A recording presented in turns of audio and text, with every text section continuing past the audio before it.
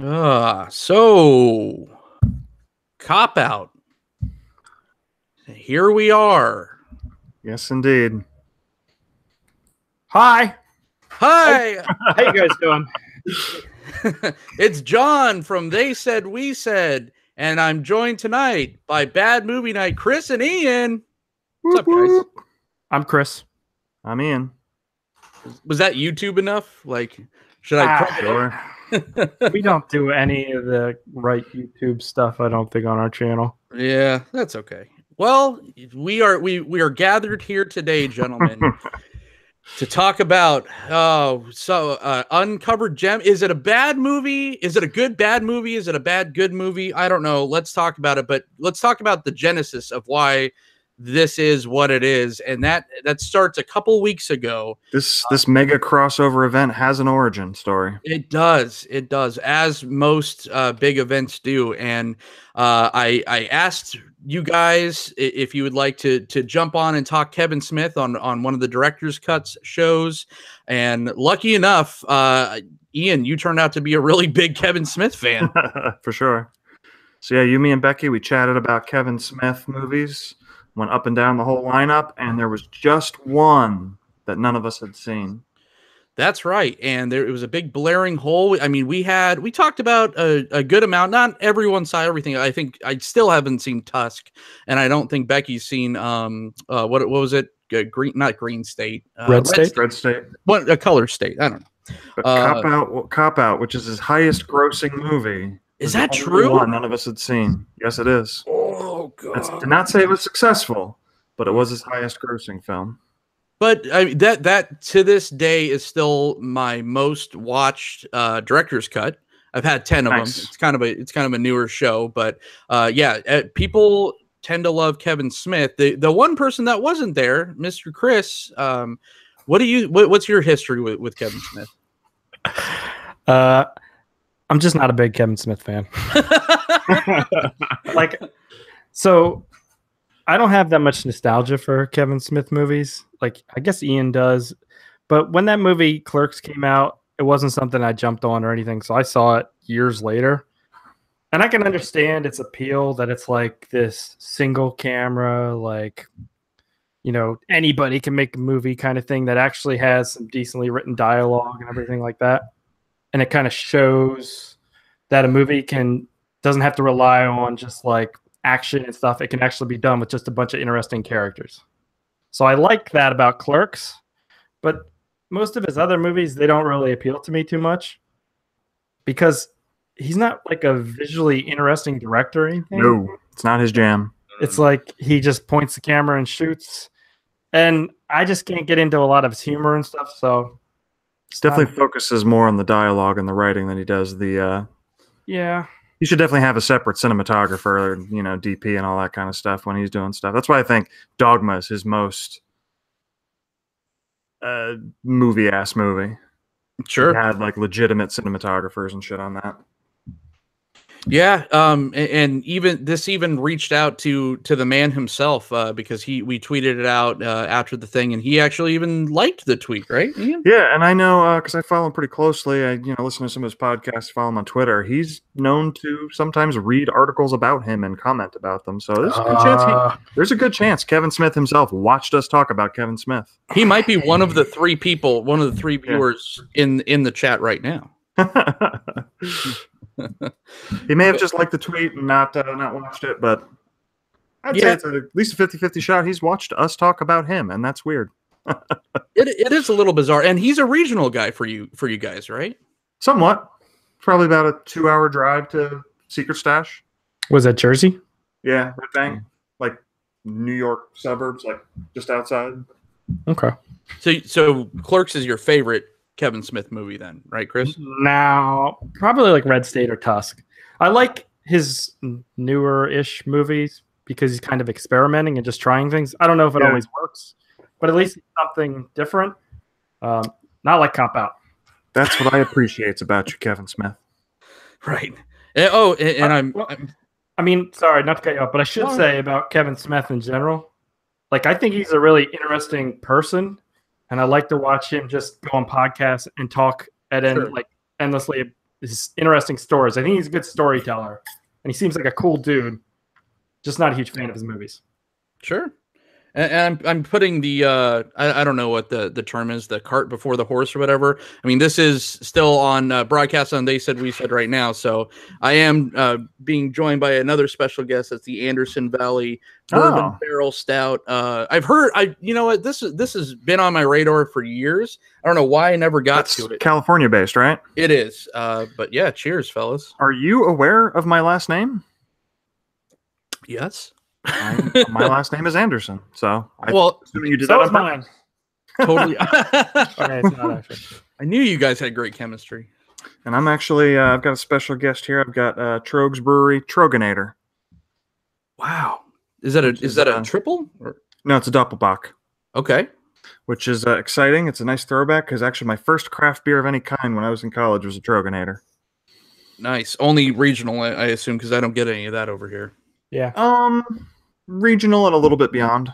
Okay. It's large regional. Chris? I'm just drinking a gin and tonic.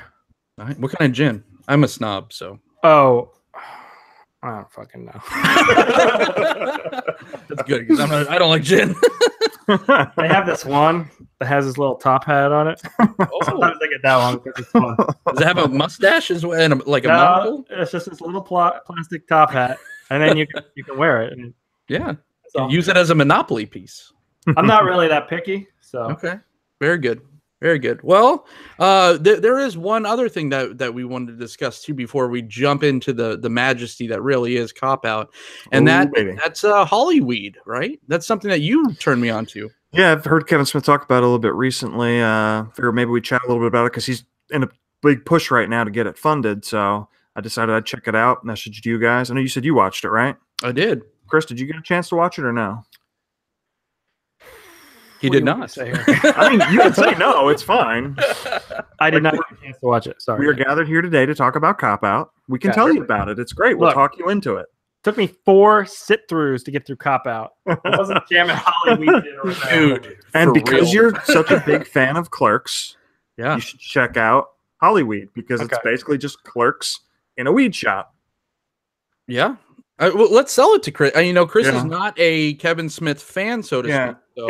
It's a half-hour comedy show with Kevin Smith and Donnell Rawlings playing the two guys, the Dante and Randall, if you will. I thought it was JB Smooth. So no, it was Ashley Larry from the Dave Chappelle Show. Okay, that guy. Yeah, and I enjoyed it. It's exactly what it's sold as. It's Clerks in a weed store. And I really enjoyed it for one specific dumb reason that was the same reason I kind of liked watching Han Solo get killed in Force Awakens. Because Harrison Ford had been begging to have Han Solo killed for like the last 3 movies he'd been in. So when he finally got killed, it's like, oh, that's awesome. He finally got what he wanted. And likewise, Hollyweed was cool to see because Kevin Smith had originally written the Randall role for himself, and he finally got to play Randall, so to speak. Yeah, it was a definite do-over, and you know I love the role of Randall and the actor that played it. I don't remember his name. Jeff Anderson. Jeff Anderson, thank you. But I thought that Kevin Smith, you could see that he has a lot of affection to this role. Yeah, yes, he is. He has a lot of affection for the role, so you could tell that he was really trying, and he's not just being the Silent Bob character, which I like Kevin Smith with a lot of dialogue. I think he is, you know, he writes half the shit, so him saying it kind of makes sense, and he did a pretty fine job. The other kind of supporting roles were good as well. I think it was not Adam Brody, whatever. Is it Adam Brody? Yeah, it's Adam Brody. It's Wasn't he in Cop Out? Okay. He sure the fuck was. Jesus Christ, Kevin. It's good to see him. You don't see him in a lot of stuff. He plays a white, rich douchebag really well. Yeah. Porn producer, yeah. So is this show like episodic? Is there like I guess we should explain the deal a little bit here. Okay. Sure. He filmed this pilot 2 years ago and tried to sell it at a couple different places, but nobody picked it up at that time. But there's this new website called Rivet TV. And the whole idea with them is they produce pilots and then put it up in a Kickstarter kind of a way, albeit with a pilot all ready to show. and asking the users to fund the first season. So right now, that's why I'm bringing it up. He's in like a 30-day campaign to try and raise money to make the first season, and hopefully he can get that done because I kind of liked it. And that platform's been kind of successful too, because I think no idea. one of the girls from The Walking Dead, she wanted to do her weird Christian show. Okay, all power to her, whatever. And it got picked up, it got made. So I mean, nice. It is actually working. So it is kind of an interesting thing where you don't have to just, in today's multimedia, world, you don't have to just kind of sell it to studios anymore. If the people kind of, they can speak with their dollar and not just. Yeah. So it's kind of a cool thing. Yeah, I tried to check in right before we started with how close they were to the goal. It's a little hard to say. They won't, because they're trying to raise $5 million, and they won't tell you. At least from what I could see, they don't tell you how much they've raised. They'll only tell you how many backers they have.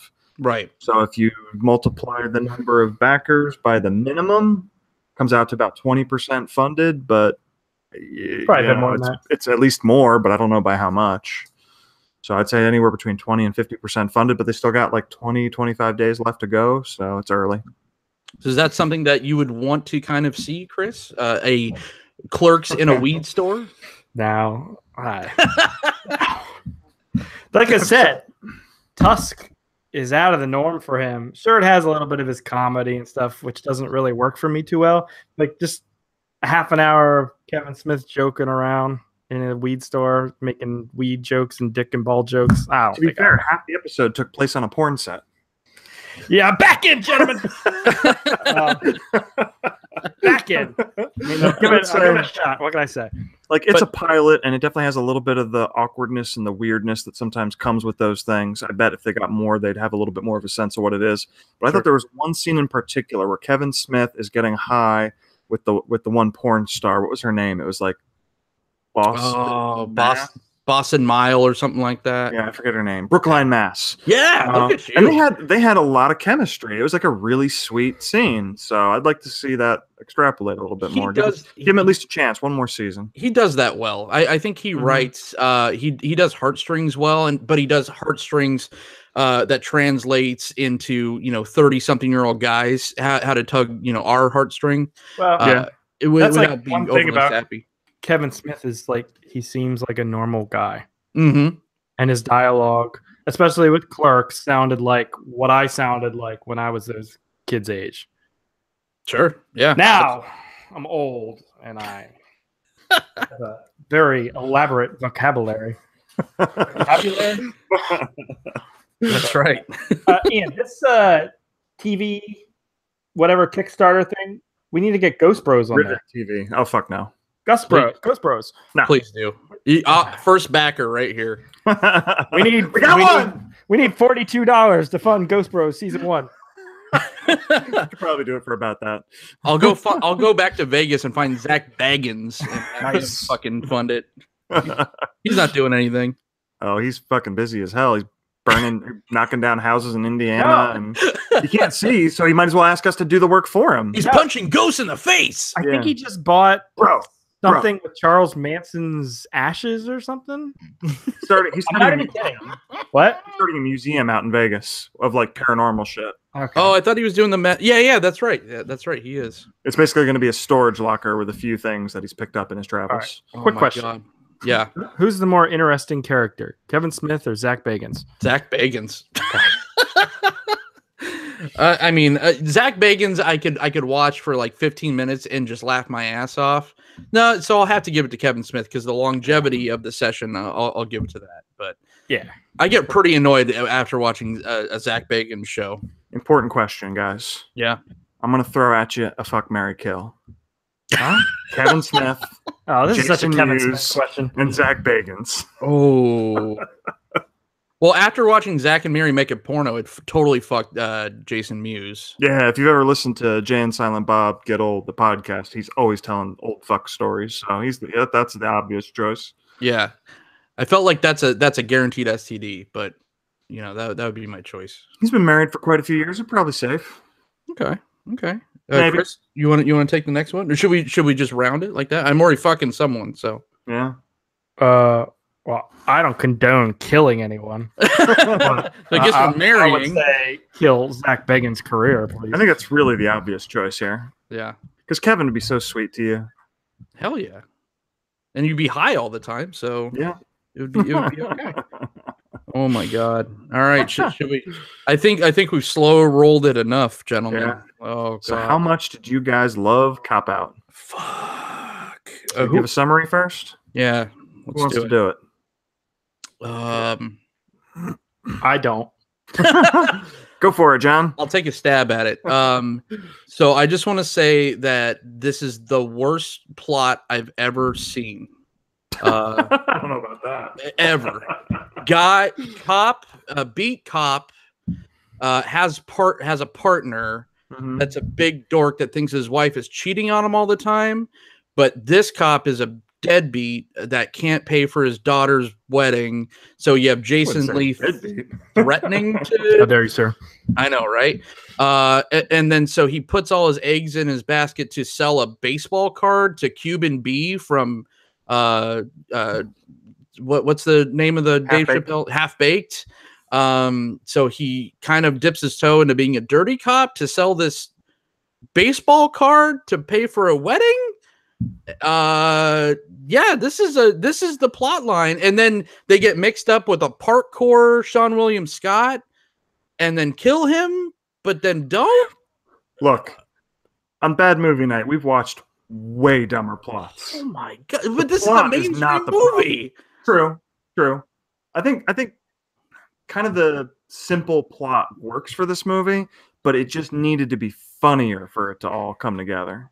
Did you guys chuckle once? I just want to know. Once. What remember? What was it? When Sean William Scott falls to his death. You know, I did react to that. Look, this movie to me is like working out in that when I go to work out, the hardest part is getting started. And then once I'm working out, it's all right. And that's kind of like how this movie was. It took me 4 sit-throughs to like get through the whole thing because I had to stop a few times. And every time, the hardest part was just getting started again. It was like leg day workouts. Oh man, Ian, what'd you think, man? Yeah, overall, man. I was hoping that this would either be a better movie than people had said, because I've heard plenty of bad things about this movie. But there's also other Kevin Smith movies that people haven't liked that I've loved, like Jersey Girl. So I was hoping it would either be really good for me, or it would just be so bad that it would just be a raucous fun time. And it was a very mediocre movie. It was not a delight. I tuned out the last 20 minutes. I could not tell you how this movie ended. The gross out joke of the thing was listening to Tracy Morgan talk about his velocity of his shit for like 30 seconds, and I'm just like, this is it. I mean, it has all the dick and fart and fuck jokes in the thing, but I swear to God, I didn't chuckle once. I came close when Sean William Scott, bless his heart, he was really trying in this role because he really needs work nowadays. But he didn't. Yeah, right. This was 8 years ago. Yeah, I don't think he does anymore though. Isn't he on that Lethal Weapon show now? He's got the Goon movies. That's the cop out sitcom. I've never seen it. I haven't either. So can I ask you a question then? Does the humor in this movie, is it similar to his other movies, would you say? Not at all. No? Okay. No. So I was going to save this for the history whole, but this is the first Kevin Smith movie that was not written by Kevin Smith. That shows. Yeah. It still has that dialogue at some points, though, so it looks like he definitely had his fingers in the pie. Yeah, I'm sure he contributed things to the, on the day, that kind of stuff. Tracy Morgan did quite a bit of improv, I'm sure.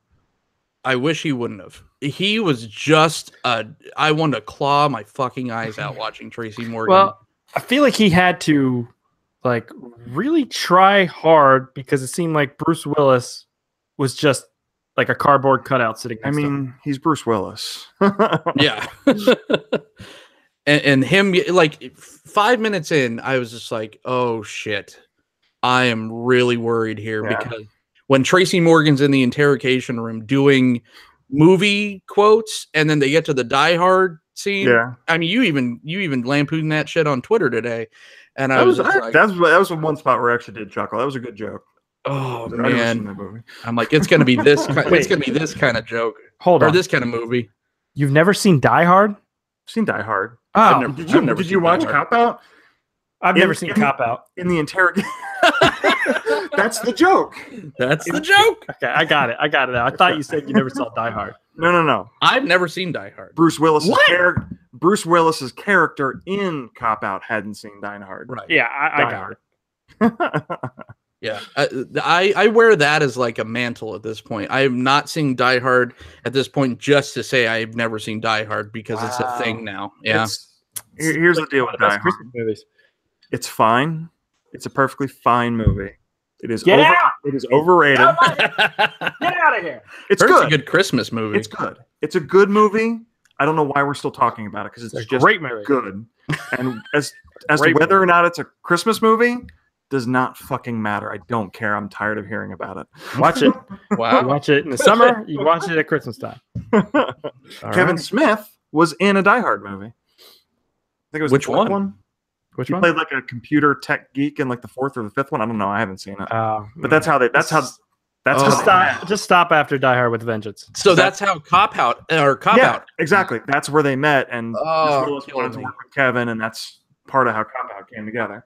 I assume you guys are all aware of like Kevin Smith's rant about Bruce Willis. Yes. Okay. Yeah. They had quite a difficult time on set. Having known that before I watched the movie, that may have like painted a poor picture of Bruce Willis for me. Yeah. I It mean, really colors the experience of watching this movie.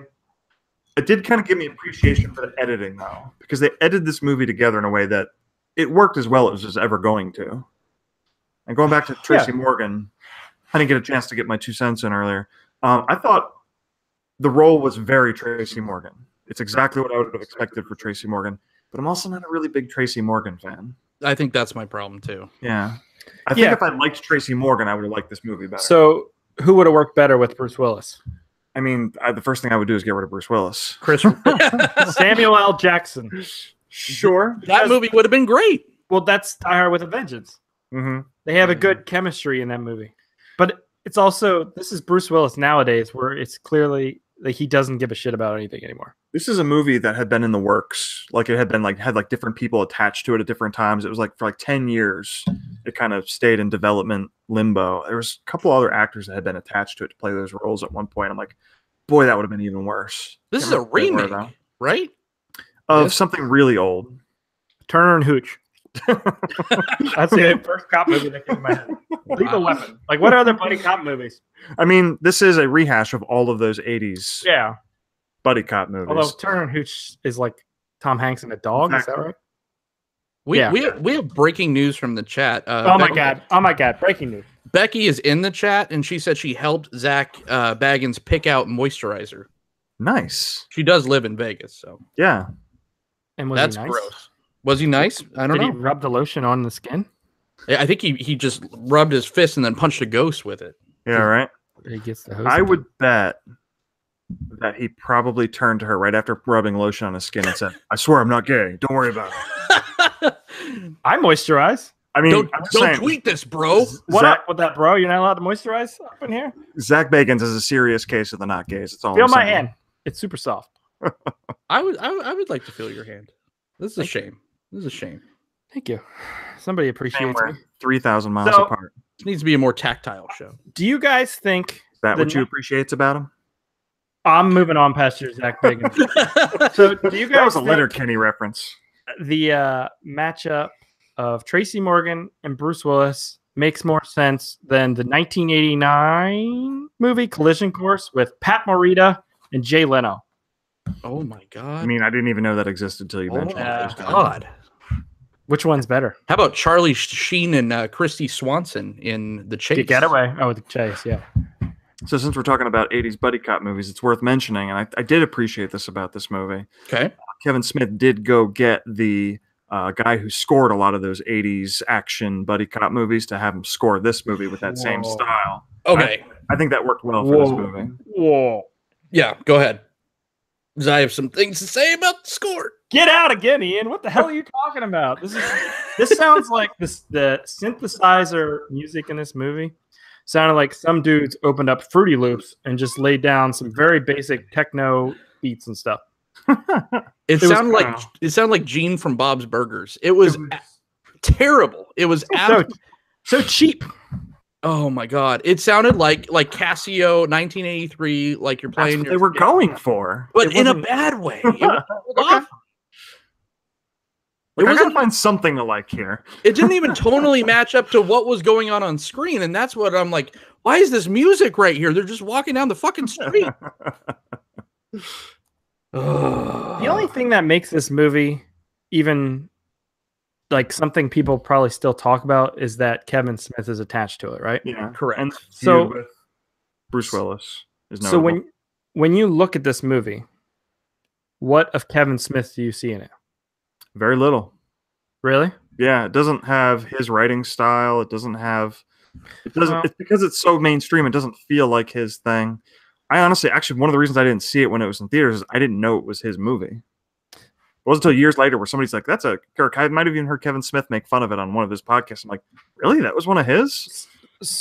So then, a broader question about Kevin Smith: what does he bring to a movie beyond some cleverly written dialogue? That's the main thing. That's it. So that's what you guys like so much about him. Yes. Yeah. All right. It's definitely a major piece. So at this point, let's talk about Bruce Willis real quick. Is Bruce Willis now transitioned into the Nick Cage, John Travolta weirdo realm at this point? I don't follow Bruce Willis. I really don't care for him. No. Either as a person or all that much as an actor. He's done a few things that I've liked for sure. What was the M. Night Shyamalan movie he did? Unbreakable. And he's in Glass coming up. Yeah. So, I mean, that's something, but that's a role that he's reprising kind of. Yeah. That's fine. But I think he is well used for that role. But the last good movie that I saw him in was Looper. But in that movie, he played gruff old angry man that Bruce Willis often plays. Yeah. He just fit well in that movie. And I could see, and I think he fit well. He fits well sometimes in sci-fi too. And I guess Looper is Looper is because, you know, Fifth Element, it's kind of a polarizing film, but I think he's actually having fun in the role. Yes. So it's so weird to see that he had it seemed like he had no comedy chops for this movie, but there's been times when he's been funny. I don't know if that's just been totally scripted funny and it just didn't mesh well with Tracy Morgan's very improvisational style. Well, when his lines are just reacting to Tracy Morgan, him going, "I don't even think you listen to yourself sometimes." Like, that's not a joke. No. I thought that those two characters didn't really make any sense to me because it's not like in Lethal Weapon, you have the gruff old guy who's away, getting ready to retire, and the young guy who's like can do all this crazy action. And there's a funny, difference there between the two characters. But in this, what was the difference besides Tracy Morgan joked a lot, and Bruce Willis was very jealous, angry. It was like seeing someone roll out of bed and then seeing someone that was completely belligerent and then slapping them together. And here's your movie. What did you think about Cuban B? It was okay. It wasn't great. No. Who was that? He was kind of the head gangster fella who was in Half Baked. He fit the part. Like, he tried. Sure. He did Crazy Eyes really well, right? I think a different actor might have brought a little something more to the role, but he was fine. I don't have a specific problem. Bring to this role, though? He wasn't menacing to me. I guess I think of him as such a comedy actor that I don't know. Yeah, because he's constantly doing Crazy Eye. Is there any other buddy cop movies with such little stakes? As a baseball card? Baseball card. See, I need to get my baseball card. That is one aspect of the film that did kind of feel Kevin Smith-like in a way. The stakes were almost too high for the movie. If it would have been like a comic book or something, then I could have seen it. But I mean, it's not that far off. Yeah. You can sometimes go to the same shop to get a baseball card and a comic book. Yeah, I mean, this was a slough, man. I mean, even Jason Lee is, Jason Lee's not doing much anymore, but even him, there's no there's no room to be Jason Lee anymore. I think it would have been kind of funny if they actually made Cuban B Cuban B, like maybe it was like a spinoff or something. That's where he wound up. There just needed to be something, and it was just so goddamn generic and just not funny. Well, yeah, it's the generic nature of it that really ruined it, and he kind of really hit all of the tropes of these types of movies. You've got your buddy cops, you've got like the competing pair of cops that are giving them shit every time they fuck up. You've got, your dick measuring contest between a father and the stepfather. You've got that interrogation scene. You always have an interrogation scene in these movies. Sure. You've got give me your badge and gun scene. It's got all the things. Your dumb cops. Your dumb straight cops, right? Your Kevin Pollak and Adam Brody. Mm-hmm. I love Kevin Pollak. Got literally a woman trapped in a trunk, like you always find in some of these types of movies. But they went for like unbelievable. Like what these cops did would never be allowed. Like they were just pulling their gun out on everyone. But they could have went a little further with that. Yeah. Like those 21 Jump Street movies. Right. They push the absurdity to a level that is actually funny. And this is just like, okay, you're just being a dick. It's not really funny. They're bad guys. He's a bad guy. Ultimately, the biggest sin of this movie is that almost everything about it was just mediocre. It wasn't even bad as much as it was just bland and wasn't interesting in any way. So doing a director's cut about Kevin Smith, now that we've seen this is the worst movie, right? This is his worst movie? I mean, personal opinions will vary on that pretty dramatically. I'd say it's the one I'm least likely to rewatch for sure. I mean, we said it already. Kevin Smith brings his writing style to a movie, and if he's not bringing that, then why is he even bothering? Yeah, this did not need to be a Kevin Smith movie. I think he'd probably agree with that at this point. And that's a good question because you follow him quite a bit now. Is he completely like, yeah, Cop Out sucked? He's got a pretty good sense of humor about his career in general. He's happy to make fun of anything he's done. He's very self-deprecating. So yeah, I'd say so. I imagine a lot of people would say Jersey Girl's his worst movie, and I would disagree pretty heavily. That movie's got a lot of heart to it. I disagree. I think that's leagues and above better than this. Is that Ben Affleck? Yeah. I think that movie just had bad timing because everybody had just freshly turned on the whole Bennifer thing, which is almost weirder that they didn't like it because she dies right at the beginning. Spoilers! Is that a prequel to Batman? Yeah, they actually reference him possibly being Batman one day in that movie. It is the seed of him becoming Batman. George Carlin single-handedly saves that film. Yeah. Oh, George Carlin is in that? Yeah. Okay. We finally got the combination of the Smiths, both Kevin and Will. The combination we were all asking for and we all deserved, I guess. I like that movie. A lot of people didn't though. No, I like it more now. I didn't like it at first. But yeah, like watching George Carlin in that role, because I think it was like a few years to the end. It's like watching Johnny Cash sing Hurt. It's kind of like it's really sad if you put it into context. It's like watching Philip Seymour Hoffman do his little speech in The Master. It's like right after that, kind of what happens. So even now it elevates a little bit. So I have come kind of full circle around on Jersey Girl. So since we brought up Jersey Girl, I think we should get into a typical bad movie night segment where we do a history hole. Let's do it. Provide a little bit of context for the year the movie was made. Something we do on the podcast, not the video show. But especially because we usually do older movies there, kind of gives you an idea where we're at in the culture and the zeitgeist. So before we get into culture at large, we should kind of place this within the filmography of Kevin Smith. So we had Jersey Girl, which we just talked about. Then he did Clerks 2. Then the pilot for Reaper, Zack and Miri, and then Cop Out comes right after Zack and Miri. So it definitely reflects a part of his career where he's trying to go a little bit more mainstream. He's directing somebody else's film. This was the first time that the Grinch director, Scott Mosier, wasn't a producer on the Kevin Smith film. So that's another reason why this one might have felt a little bit different. Following this movie, and I guess we should mention with this movie, this kind of also, he had like a bit of a feud with critics after this movie. He got really upset with all the negative reviews of it. Was feuding with them on Twitter and such, was saying, I'm not going to let critics get into free viewings of my movies next time, and it was really not a great look. What, of Cop Out? Yeah. Okay. Yeah, he really didn't take the reviews of that one well. I'm not sure what was going on there. But then he followed up this one with Red State, which kind of, put the nail in the coffin for his career for a few years, because then he feuded with the studio system a little bit there and ended up distributing that solo and had a long hiatus and then did Tusk. So that's where we're at with Kevin Smith's history there. So I know what you're thinking. I said earlier that this is Kevin Smith's highest grossing film at the box office. I should say we're talking about 2010. So you'd say, surely this is one of the highest grossing films of 2010, yes? No. Top three were actually Toy Story 3, Alice in Wonderland, and Iron Man 2. Wow. But surely this was the highest grossing adult comedy of the year. Are you talking about rated R film? Just for adults. Not okay. Like Toy Story, you could consider a comedy of sorts, I suppose. Sure. But no, that would actually go to Grown Ups. That was the 15th highest grossing movie that year. The only movie that's worse than Cop Out. Made almost 4 times as much money as Cop Out.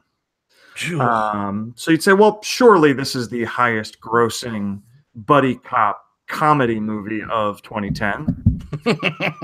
You'd also be incorrect. The other guys made about 3 times as much money as Cop Out. Also worse than Cop Out. Oh, really? I like that one. I do not. What was it? The Other Guys with Will Ferrell and Mark Wahlberg. Boston guy, yeah.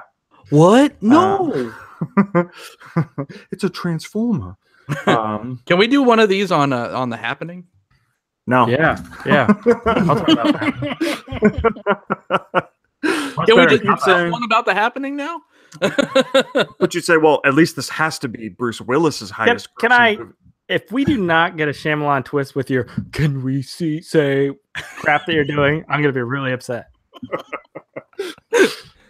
Okay. We're at our highest viewer count right now, so this better be good, Ian. Nice. But surely to be disappointed. Surely. That's what I do, baby. Surely this is the highest grossing Bruce Willis movie of 2010. No? That would actually be Red. Made almost exactly twice as much money as Cop Out. God. Cop Out was the 73rd highest grossing film of 2010 with $45 million. How much did it cost? I do not know. Okay, but cool. I know it's considered a commercial and critical failure. Yeah. Just to give you a sense of what else was going on in the world in 2010, because it seems very recent, but I was looking at some of the events of 2010. I'm like, wow, that seems so long ago. That's the year we had those Chilean miners get trapped in that mine and then eventually rescued. Sure. That was the year of the Deepwater Horizon oil spill. Mark Wahlberg was stuck on that thing. Yep. Unfortunately, he didn't go down with it. That was the year. No. That was the year of the Haitian earthquake that left that country devastated. In slightly more devastating news, that was the year of the South African World Cup, and the world got introduced to those goddamn vuvuzelas. Huh? That I have no idea what you're talking about. horns that are now on every morning radio soundboard. That was the year that LeBron left Cleveland for the first time. Yeah. Yeah, so there's actually quite a few odd events that happened the same day this movie released on February 26th of 2010. There was a girls' boarding school in South Africa that shut down due to widespread lesbian activity. So that was... that made the news? I mean, it happened that day. Seems like it would get more popular. Was it like a virus? Or like, what happened? Like 28 days later? This is like a Netflix movie plot we need. Bad Movie Night does not condone the words of Chris Rupert.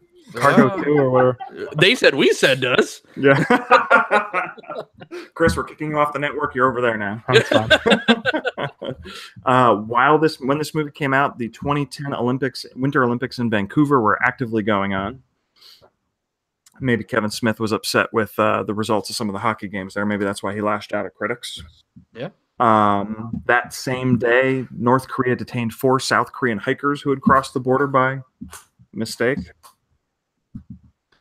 That was the day that Danish... Chris's face on this.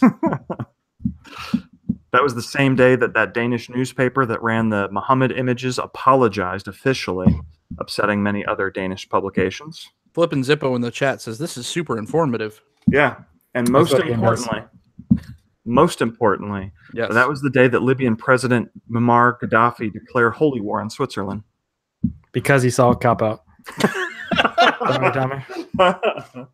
So that is your history hole for 2010. I'm sorry, Aaron, I'm stealing your hole. But I mean, you guys have heard so much about this movie, but when it came out, what were you expecting? I did not go see it. I didn't go see it. I didn't think it was Kevin Smith. Yeah, I didn't even know it was Kevin Smith. So you guys weren't even aware it was Kevin Smith. Okay. No, I mean, I was aware of it coming out. There was tons of trailers for it. Yeah, I avoided it. And it wasn't until years later I realized it was his and just now watched it for the first time this week. I have one more hidey hole or history hole. History hole? I mean, I'm going to rename it hidey hole. It's called hidey hole. We'll inform Aaron. That's the technical name that we go by. This is for Becky in the chat. 2010 was also the year that our mother passed away, and that is now tied in. We now know the reason. So now Kevin Smith's cop-out is responsible? Kevin Smith killed my mother. Gotcha. This got real fucking dark. I'm not sure how to respond to that. I mean, maybe this is a personal question. Feel free to say so. Did she see Cop Out and have a heart attack or a stroke as a result? Is that what happened? She went full septic. Did anyone else get a weird phone call after they watched this movie? It said 7 days. Was that just me? It was Tracy Morgan's shit that he was talking about for 30 seconds entered her body. Oh my god! All right. Oh yeah. Oh, Becky's dying. Oh, so Kevin Smith killed my whole family. Thank you. You're next. This is his next horror movie. Yeah. Well, you guys aren't Canadian though. I don't know. We're not. I'm close to it. I'm on the border. Yeah. So you got something, another game prepared, right, Ian? Are we gonna get right into the game? Oh boy. Should we? I don't know. I don't know the whatever it's called. Obviously, you don't know the protocol because you brought it up too soon, asshole. I've been drinking really complicated. I've been drinking all week, gentlemen. So. Yeah, usually Rebecca prepares a little game for us on Bad Movie Night, usually relating to either the movie or a topic in the movie. So I'm going to take over responsibility for that this time, and we're going to play a little game called Weed Strain or Batman Villain. Since Kevin Smith is a big fan of the ganja, and has the Hollyweed coming out in honor of that, as well as him being a big fan of Batman and having a podcast called Fat Man on Batman. I'm going to give you a name. I haven't partaked since 2003, but I'll do my best. You guys just need to tell me whether it's, like I said, a weed strain or a Batman villain. So I should say that the weed strains come from an article from Leafly.com called 100 Cannabis Strains to Try Before You Die. Is this like a buzz-in, like Chris and I are competing, or we're just... No, it's not really a contest so much as it's just an excuse to dick around and make some dumb jokes. And, I like dicks. Let's do it. I'm not going to keep track of the score. You can if you want to. Cool. I don't care. So let's start with Silver Monkey. Is that a weed strain or a Batman villain? Weed. I'll go weed. That is a Batman villain. This game sucks. I hate this game. Okay. Ooh, really good at Batman, too. That sucked. No, look at that. You all right? I'm a professional. Starting off strong. Tell me otherwise. Whoa. Losing my mic here. All right. Ian is partaking the Silver Monkey. Permafrost. Batman. You said that was a Batman villain. Batman. Not a country. I'm going weed strain. That is, Chris gets that one correct. That's a weed strain. All right, I'm keeping track. Chris is beating my ass. Chris does like to beat ass.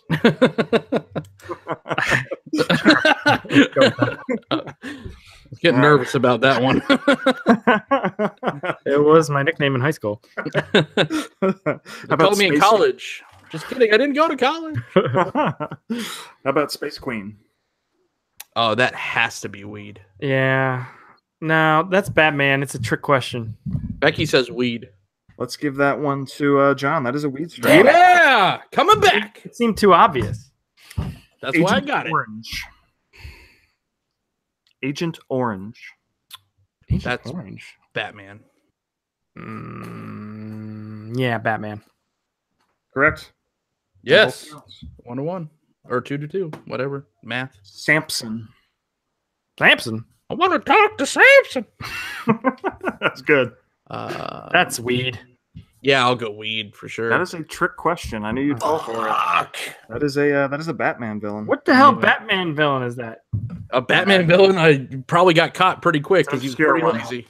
I'll tell you right now, we're not going to have Harley Quinn on the list. Christopher Nolan needs to come back with a whole new trilogy with like Blue Monkey or whatever the first one was, Samson, Silver Monkey, and everybody like, what the fuck is going on here? Why are they all just sitting around smoking weed? I'm going to call an audible and go for one of the ones that I'd actually initially cut from the list. Let's go for Blue Bat, since you said Blue Monkey. Oh, we're at our highest view count. Nice. What does that mean? Is Blue Bat a Batman villain or a weed strain? It's weed. Weed. That is a Batman villain. Fuck me. 40s. How about Onomatopoeia? Weed. Batman. It's the worst Batman character. Chris gets that one. Jesus Christ. You, Chris. I'm quite disappointed in you, John, because that was actually a character created by Kevin Smith for a Green Arrow comic. Oh, I think I remember that now. That later appeared. How was that Batman? Oh. He later appeared in the Batman comic as well. Damn it. How many villains are there? Thousands. Oh, really? Yeah, Okay. I mean, Batman's been going on since the 30s. There are some really bad ones that I wanted to use, but were just too obvious, like Condiment King. Oh, man. Which recently appeared in the Lego Batman movie as a throwback to one of those old villains. What does he use? Like ketchup and mustard and stuff? I guess. That is badass. I know. Badass. So let's go for XJ13. Batman. No, fuck. That's weed. Weed. Yeah. That's weed. You guys sound pretty certain. Have you guys smoked that one? Yeah. Weed. I was like, yo, John, weed. got some XJ13 up in here. It sounds like maybe like a droid robot kind of a villain too, but no, it is a weed strain. It sounds like ecstasy. Not like I would know. How about Double Dream? Come on, I was 12 years old once. Double Dream? That sounds too obvious. I'm going to go Batman. I think that's Batman too. That is a weed strain, you motherfuckers. Fuck! I'm enjoying how much you're getting into this. I just realized my window's open. All right. How about White Widow? I want to say Batman because I don't know if I would like want to take any sort of drug that has the word widow in it because I feel like it's gonna kill me. I'm gonna say I smoked it. I'm gonna say weed. John, you've come through again. That was a weed. We're tied, Chris. Oh boy, I've only got a couple left that I was planning on doing. How about Phosphorus Rex? Yeah, that's got to be weed because if that was a Batman character, it totally would have been in a movie. Damn it. I'm gonna say Jurassic Park Batman crossover, right? I'm gonna say weed. That is a Batman villain. Oh, Chris takes the lead again. Wait, did I say that? I said Batman? You did. Okay, whatever. Because you said that would obviously be a movie by now. Yeah, you had a whole you spiel. Literally just said that. Yeah, but I thought I was arguing. Whatever. I don't care. Sure. Birthday Boy. Weed. Batman. That is a very recent Batman villain. Like within the last few years, like after Cop Out. That's the worst characters. He was a serial killer who specifically went after young women who looked like his first victim and like threw them a little birthday party before killing them. Breaking news from the chat. Becky says she ate a huge edible a couple of months ago and thought her name was Susan for an hour. Nice. What would I do with that? Susan fill out, like, can we get Susan on the show? Would she like update her car insurance or something? That would be horrible. My other sister, the Walking Deb, is here, and she asked, "Is this weed trivia?" Yeah, sure, kind of. Yeah, or sure. Batman trivia, right? Depending on how you look at it, right? Yeah. You got more? I could do this all night. I've got a dozen more I could do, but I was only going to do one or two more. Where do we stand in the standings? Fine. To keep in track. It is tied 5-5. Tied 5-5. Well, let's do at least a couple more. Okay. How about King Tut? That could be either way. That's kind of, you just explained the game. That's the whole point of the game, Chris. I'll say if it was obvious, we wouldn't be playing the game. I'll say weed. I'm gonna go Batman. Batman. That is a Batman villain. Yes, Johnny takes the lead. I'm referring to myself in third person now. Let's give Chris, one chance to tie this up. Otherwise, we're gonna call this the end here. How about we go with Crazy Quilt? Weed. Fuck. That is a Batman villain. Okay. I know that one pretty well because it features pretty heavily in the DC Superhero Girls TV show. And what's his shtick? Does he just make quilts? In the show, he's a teacher at Superhero High, and he helps the girls make their costumes. Or the I like how annoyed you were with that. Who is this schmuck? He just makes quilts. Let's get These are like the less low effort villain names and shit. Some of these are from like the 40s and 50s, though, man. It was just like, there's an object, let's add man to the end and call it a fucking Pillow Boy. He hits you with a pillow. Like literally, like there's like Salt and Pepper Boy back in the 40s, and you've got one I wrote down, but I wasn't going to use was the Eraser. He literally had an eraser for a head. Yeah, he was in the animated series. I remember that episode. Yeah. Let's give Chris one more chance since you guys both said the same thing on that one. Let's go for Kitty Kumbada. That's so weed. I want to say weed. Once again, that is a Batman villain. Fuck. All right, let's keep it going. What is a Kumbada? This is YouTube gold, so just keep going. You don't know what a Kumbada is? Okay, I don't know what a Kumbada is. I don't.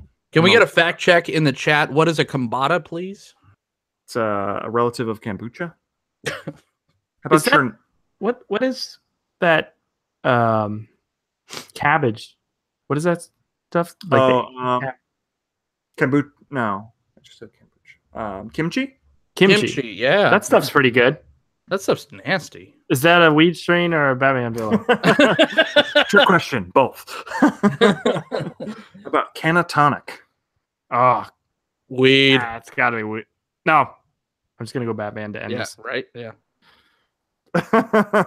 Yep, that's a weed strain. Oh, okay. So we're tied. We're tied. We're winner.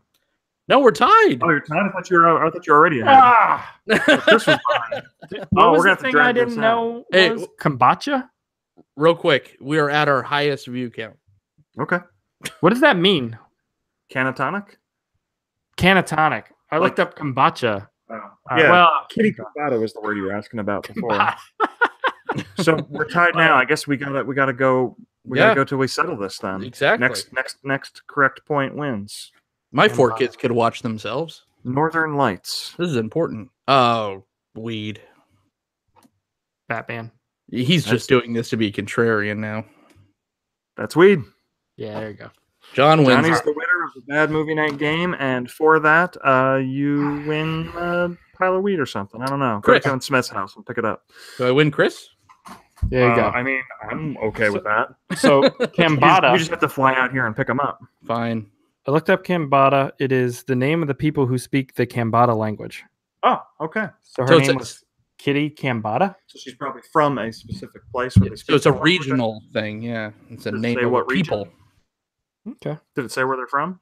A specific country or region? Well, I mean, no. Okay. I mean, I don't know. They're from. Shut it. I know where they're from. They're from Kathmandu. Wow. Istanbul is Constantinople. It's Istanbul is Constantinople. Oh, boy. So would you guys like to see Kevin Smith do another mainstream movie? No. Okay. Not like this anyway. I mean, whether it's mainstream or not, I don't feel very, very strongly, but I don't want to see him do somebody else's written material. And when are we getting that Jay and Silent Bob continuation piece? That starts filming next month. It is going to be a complete remake of the first one. Ugh. 17 years ago, Jay and Silent Bob trekked across the country to stop a movie being made about them. Now they've found out that there's a reboot of that movie being made, and they are traveling across the country to stop that movie from being made. See that? Oh my god! the one scene in this movie, Cop Out. We're talking about Cop Out, in case anyone's aware. I don't think so. Are you sure? That felt like Kevin Smith imprinted on was that scene at the beginning where they're interrogating that guy, because it was just filled with film references. Yeah, and that's the thing with Kevin Smith. It's a generic concept, though. He seems like a huge film fan and not necessarily a film director. He's a guy. I know he's just a guy. Yeah. This past San Diego Comic-Con, he won an Inkpot Award, which is something they give to like the visionaries and luminaries of San Diego Comic-Con. Like it has, people like Stan Lee and those types of folks have all gotten one. And he's been on the record saying he'd much rather have won one of those than win an Academy Award. Not that he's ever really been a serious candidate for one of those. But that's more his people, is his logic. I'm a fan. I make movies, but being a fan is more what I'm known for and what I'm really good at. Flippin' Zippo asks from the chat, is Clerks 3 dead in the water? Yes. I don't think he said specifically who, but they were like this close to starting filming on that, actually right near where we are right now. And one of the principal actors dropped out. My suspicion is Jeff Anderson, though he's never confirmed that. But he said, I'm not making it without the four principals, Brian O'Halloran, Jeff Anderson, Jason Mewes, Kevin Smith. How much sleep are you losing on that, Chris? Me? Yeah. I don't even remember the second one. Did they try and like fuck a donkey or something in the second one? There you go. Well, no, they tried to watch somebody fuck a donkey, Chris. There's a difference, man. God, talk about kombucha or whatever we've been talking about. There is someone smoking something outside my window, and it's just fantastic. I think it was what was we should be smoking instead of drinking for this. Kitty Kambata. I'm doing both right now. Nice. Yeah. Yeah. So let's talk about our special guests. Bring it back to a they said, we said kind of thing real quick. My bourbon barrel stout from Anderson Valley. Ian made this. Yes. Personally. Me and Jeff Anderson. Mm-hmm. My dad. Mm-hmm.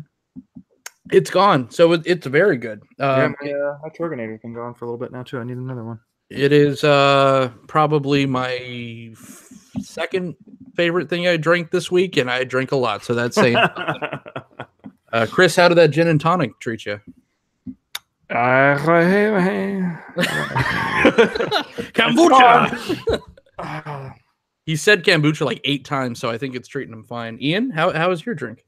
Like I said, it's a nostalgic favorite. It was quite a delight. I haven't had it in many years now, so having that Doppelbock in me is fun. Yeah, I'll put that Doppelbock in you. Nice. Got there. I'll just say I will come back on and do this again if you want to do The Happening. Oh, please? Because like that is a bad movie, but I'm pretty excited to sit down and watch that one again. This I dreaded. Every time I had to like turn it back on to finish it. It was just so hard. It's a rough hitting one. that play button. Well, the joke's really on Becky because she had to watch Cop Out, and then she didn't even get to come on and have these fun games and stuff. So that sucks. She copped out. I don't know. Yeah. That actually brings me around to a point I've been trying to work in here. Did you guys know that this movie originally had a different title? What is it? It's called A Couple of Dicks. Based on a original work. The studio chickened out at the last minute, didn't want to call it that. Dicks is the double entendre because a detective was called a dick back in the 40s. I didn't know that. They wanted to change it at the last minute to A Couple of Cops, and they had to make the decision real fast because they were trying to get a trailer ready to go for to go in front of another movie. And Kevin Smith was upset with this. He said, that's such a terrible name. It would be such a cop-out if we went with that. And the producer went, you know what? Cop-out. I like it. Let's do that. If they went cock-out, it would have been best of both worlds. I would see a porn version of this. I did see somewhere that at one point it was going to be called something similar to that. Where did my note go on that? I don't know. I give up. Oh, man. Well, Copsuckers. Copsuckers was also thrown out there. It's terrible. Terrible. Cop-out's a little clever. The thing is, it didn't even the title would have been more risque than the actual content of the film. The film was just fuck. Like the craziest thing that we saw was Tracy Morgan's wife pretend to have a sex tape with her black husband. I didn't get it. I'd say the Boots sub story was the dumbest thing in this movie. Guys, the most risque thing is when they punched that kid. Oh, in the nuts. Yeah. That was fun to watch. Fuck. All right. There's not that many movies that have like violence against kids, unless you're watching Tim Ritter movies. Sure. Well, you heard it. You heard. Well, maybe someone else should do this. You heard it here first. We signed the verbal agreement. We're gonna do this again for The Happening. I think that's got to happen. We? Wow. You made me watch this. Fair enough. Fair enough. Come on, man. Yeah, it's the grass and the wind, man.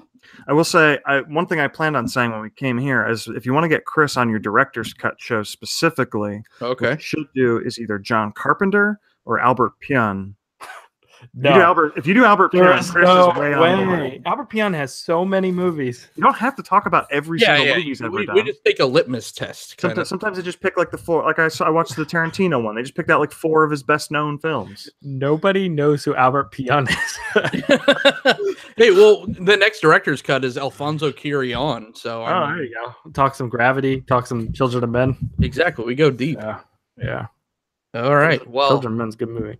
Children of Men is one of the best movies. This was something, gentlemen.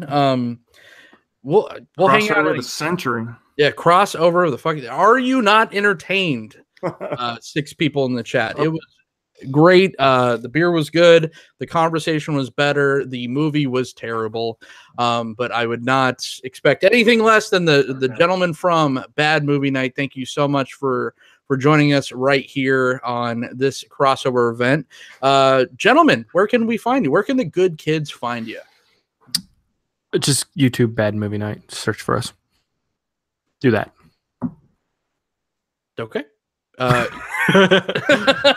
I don't know. I don't care.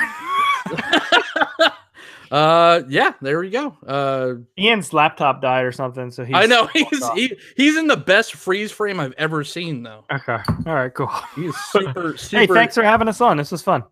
Oh yeah, there he is. That's exactly the show I wanted. It's like Kevin Smith would have wrote something like that. Yeah, you can find me right here, Jon Dunning on They Said We Said. You could also find me on Twitter at OrzovDunn, Facebook as Jonathan Dunning, and Instagram as They Said We Said. For Chris, Ian, I'm John. We'll see you guys at the movies next time. Bye.